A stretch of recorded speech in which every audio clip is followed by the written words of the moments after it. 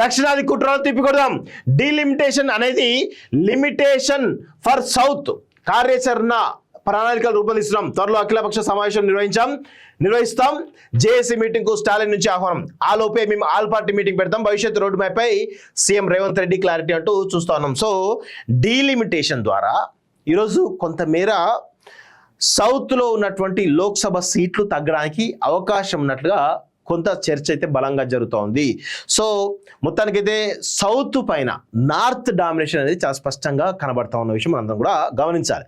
So ఇప్పుడు ప్రస్తుతం ఉన్నటువంటి తరుణంలో సౌత్లో ఎందుకంటే భారతదేశంలో ఈరోజు అధికారంలో రావాలంటే ఈరోజు సౌత్లో ఉన్నటువంటి సీట్లు 150 సీట్లు ఏవైతే 120 130 సీట్లు ఏవైతే ఉన్నాయో వాటిని తగ్గించి ఇంకొంత నార్త్ డామినేషన్ పెంచే విధంగా కనబడుతుంది. దానివల్ల భారతీయ జనతా పార్టీకి లాభం కలిగే అవకాశం ఉంది. ఎందుకు ఎట్లా అంటే సౌత్లో ఇవన్నీ ద్రవిడియన్ స్టేట్స్ కాబట్టి భారతీయ జనతా పార్టీకి కొంత ఇక్కడ వ్యతిరేక పవనాలు ఎక్కువ ఇస్తూ ఉంటాయి. సో నార్త్లో ఈరోజు అక్కడ ఎడ్యుకేషన్ తక్కువ, చాలా రకాల అవకాశాలు తక్కువ కాబట్టి ప్రజలు ఒక మూసు ధోరణితో ఉంటారు కాబట్టి దాన్ని క్యాచ్ చేసుకునే అంశంలో భాగంగా ఇటు సౌత్ యొక్క డామినేషన్ తగ్గిస్తే కనుక అటు సీట్లు తగ్గిస్తే కనుక డామినేషన్ తగ్గుతాయి కాబట్టి ఈరోజు నార్త్లో వచ్చేటువంటి దాంతో మళ్ళీ అధికారంలో రావడానికి భారతీయ జనతా పార్టీ చాలా సీరియస్గా ప్రయత్నం చేసినట్టుగా అర్థమవుతుంది. అందుకే దాన్ని గమనించినటువంటి సౌత్ స్టేట్ సంబంధించినటువంటి సీఎంలు ఎవరుతున్నారో సో చాలా పెద్ద ఎత్తున చర్చ చేస్తున్నట్టుగా అర్థమవుతుంది. మొత్తానికైతే సీఎం స్టాలిన్ తమిళనాడులో త్వరలో ఒక మీటింగ్ ఆర్గనైజ్ చేస్తాడు.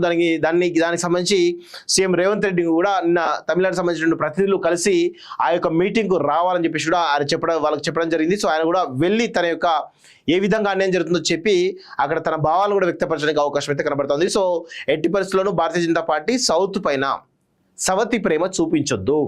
సౌత్లో ఏదైతే డీలిమిటేషన్లో భాగంగా సీట్లు తగ్గితే మాత్రం ఖచ్చితంగా సౌత్ నుంచి భారీగా భారతీయ జనతా పార్టీ వ్యతిరేకమైన పవనాలు వీచే అవకాశంగా కనబడతా ఉంది. నెక్స్ట్ మెట్రో విస్తరణ గేమ్ చేంజర్. కేంద్ర ప్రభుత్వం అనుమతిస్తే చాలు రుణాలు ఇచ్చేందుకు బ్యాంకులు సిద్ధం. ఈ ప్రాజెక్ట్ గతంలో కేంద్రం చెప్పిందే. మూసీ ప్రక్షాళన RRR సైతం రాష్ట్ర అవసరాలపై కిషన్ రెడ్డి కేర్లెస్. కేంద్ర మంత్రిగా సాధించడం బాధ్యత. గాంధీ ఫ్యామిలీతో నాకు గ్యాప్ లేదు. అసెంబ్లీలో కేసీఆర్ ప్రేక్షకుడుగా ఉండొద్దు. చర్చల్లో పాల్గొనేలా రెగ్యులర్గా రావాలి. ఢిల్లీలో మీడియాతో సీఎం చిట్ చాట్ అంటూ చూస్తా ఉన్నాం. సో ఇక కిషన్ రెడ్డి కేసీఆర్ దొందే ఇక అందరికి తెలిసే విషయమే. ఆయనకు మంత్రి పదవి ఉంటే చాలు. అసలు ఆయన కట్టె విరగద్దు, పాము జావద్దు, ఏ పని ముందుకు కదలదు కిషన్ రెడ్డి ఉంటే. అది అందరికీ తెలిసే విషయం. అందుకే ఆయన ఎంకరేజ్ చేస్తూ ఉంటారు భారతీయ జనతా పార్టీ సంబంధించినటువంటి అధిష్టానం. సో ఇవన్నీ కనబడతా ఉన్నాయి కాబట్టి మొత్తానికైతే ఆయన తెలంగాణకు ఏదో చేస్తాడు, ఏదో పీక్తాడు అనేటువంటి నమ్మకం అయితే మాలాంటలోకి అయితే లేదు అసలే. అదే 100% నిజం. మీరు ఎంత తంతే లేవనోడు గోక్తే లేస్తాడు అన్నట్టు ఉన్నది రేవంత్ రెడ్డి పరిస్థితి. మీరు దయచేసి మేము ఎన్నోసార్లు తనినం అయినా ఆయనలో చలనం లేదు. మీరు గోకినట్టు గోకుతున్నారు. ఆయన ఏం లేవడు, తంతే లేవనాడు గోక్తే లేస్తాడా అన్నట్టు ఈరోజు కిషన్ రెడ్డి పరిస్థితి. అదేవిధంగా ఇంకొక వైపు కేసీఆర్ ఆయన కుంభకర్ణుడే. ఫామ్ హౌస్లో పండుడు తప్ప వాళ్ళకి బయటికి రాకుండా అలానే ఉండడు తప్ప ఇంకేం చేయడు. ఏదో మీడియా హైప్ కోసం అప్పుడప్పుడు బయటకు వస్తాడు, పోతాడు తప్ప ఏది ఉండదు. దానికి మొత్తం బీఆర్ఎస్ పార్టీ సంబంధించినటువంటి బానిసలు ఉన్నారు కదా, బానిసలు అందరూ ఏం చేస్తారంటే హడావుడి వస్తాడు, మా టైగర్ వస్తాడు పీకుతాడు. టైగర్ లేదు, పీకుడు లేదు. అంత అది ఉత్తే కథ. అది ఒక పిల్లి లాంటిది కేసీఆర్ అంటాడు.